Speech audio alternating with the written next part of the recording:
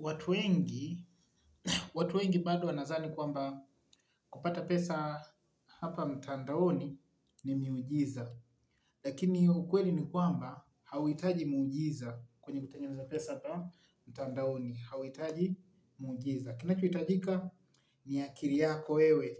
Akili yako pamoja na hiyo simu yako ulionayo, ulioshika wakati huu. Kinachokukwamisha wewe hadi leo hii hutengenezi pesa mtandaoni ni kusubiri muda sahihi wa kuanza. Yaani unasubiri muda sahihi wa kuanza. Yaani unasubiri perfect time kwamba eti kuna muda utakuwa ndo sahihi wa wewe kuanza. Lakini sio hivyo.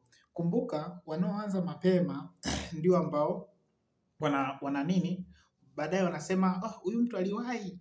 Kumbuka kwa sababu tu alianza mapema.